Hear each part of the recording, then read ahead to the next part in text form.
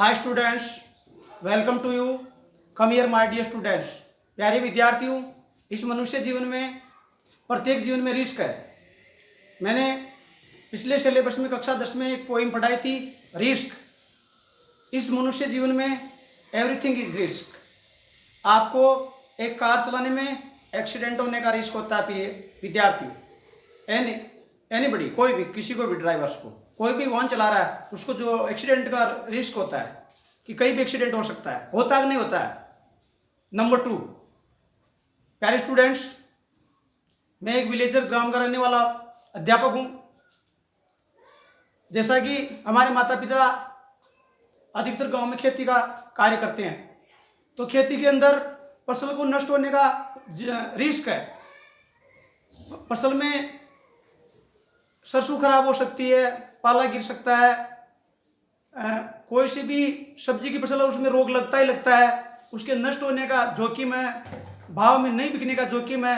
तो खेती में भी प्रिय विद्यार्थी जोखिम है।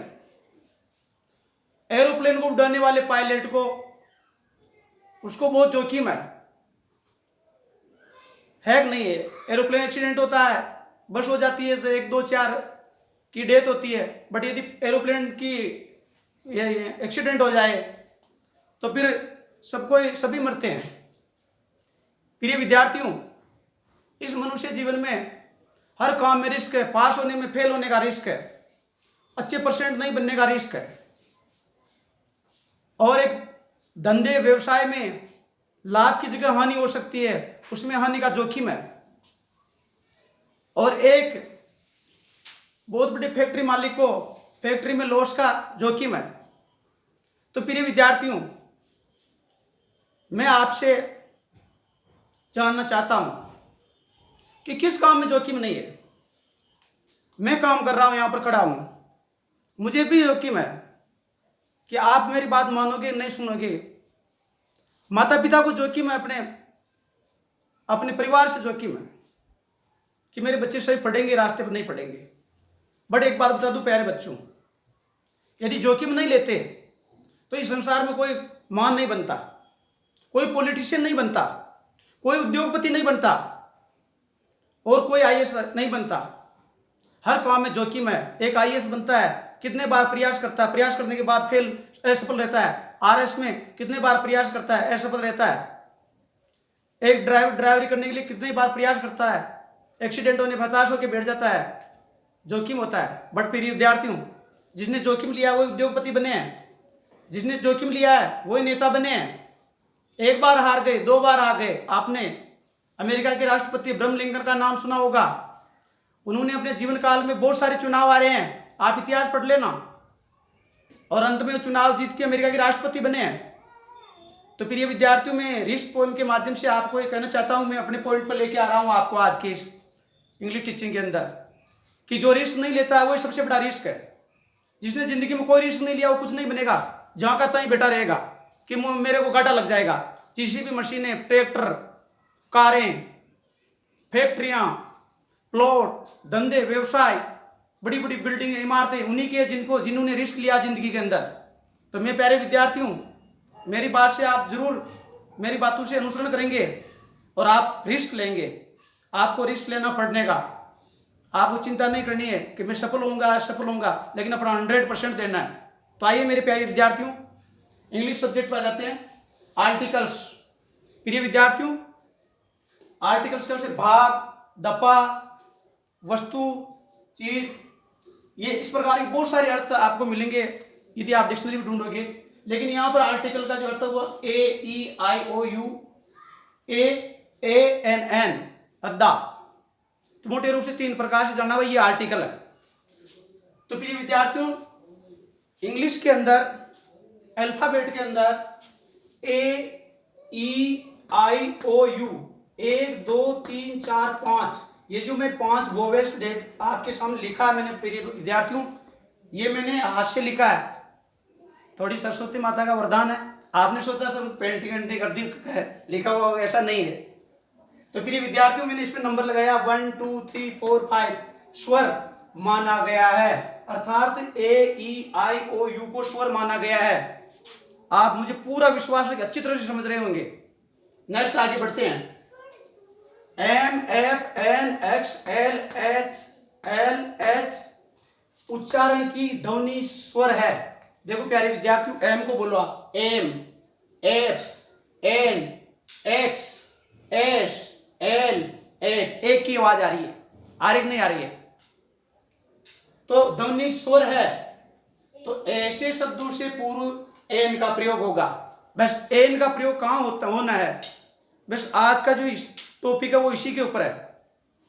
आगे बढ़ते हैं। ही इज एन MLA, वह एक MLA है। MLA member of legislative assembly, विधानसभा सदस्य। तो प्रिय विद्यार्थियों, एम आ गया इसलिए यहां पर एन आया। आगे बढ़ते हैं। इसका संबंध मैंने नंबर 1 को नंबर 1 से जोड़ दो आप, इस प्रकार सीखो। नंबर 1 एम के नंबर 1 लगा हुआ है और फर्स्ट सेंटेंस में नंबर 1 है। नंबर 2 इसके लगा हुआ है और नंबर 2 सेंटेंस में आ जाओ यहां पर। ही लॉजेड एन FIR, उसने FIR दर्ज कराई, फर्स्ट इंफॉर्मेशन रिपोर्ट, पुलिस के अंदर जो दर्ज कराते हैं। तो इसके ऐप आने की वजह से नंबर 2 में ऐप है, ये नंबर 2 का ये यहाँ पर आ गया, इसलिए यहाँ पर इसके एन लगा है। इसमें एन है, तीसरे में आ जाओ। Sita is an NCC। NCC का मतलब होता है नेशनल क्रेडिट कोर।